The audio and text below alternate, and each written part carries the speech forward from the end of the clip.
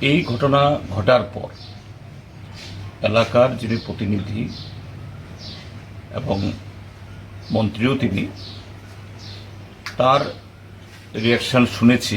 এখন তপন তারাও বলেছেন যে তিনি দুঃখ প্রকাশ করেছেন এবং যারা এই সমস্ত করেছেন বা করতে পারেন, স্বাভাবিক তিনি জানবেন কারা করেছেন, তাদের হয়ে ক্ষমাও চেয়েছেন।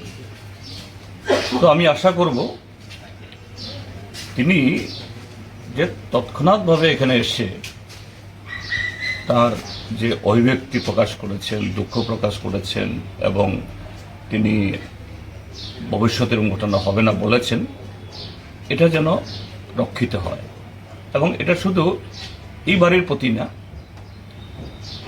সারা ত্রিপুরার যে দায়িত্ব তিনি কতটুকু নিতে পারবেন আমি জানি না, কিন্তু জিরানিয়া মহকুমা, শুধু মজলিশপুর বিধানসভা কেন্দ্র না, মজলিশপুর বিধানসভা কেন্দ্রের মধ্যে এই জিরানিয়া মহকুমা মধ্যে যাতে এই জাতীয় ঘটনার পুনরাবৃত্তি না ঘটে, এবং আমার দৃঢ় বিশ্বাস তিনি যদি ভূমিকা নেন, তিনি যদি সত্যি যে সে ধরনের দায়িত্ব পালন করেন, সম্ভব, তার প্রতি আমার সে আস্থা আছে।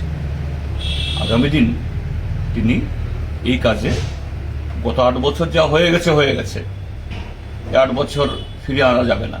এই 8 বছরে এই হাওড়া নদীতে বহু জল গড়িয়ে গেছে, এই জল আর ফিরবে না।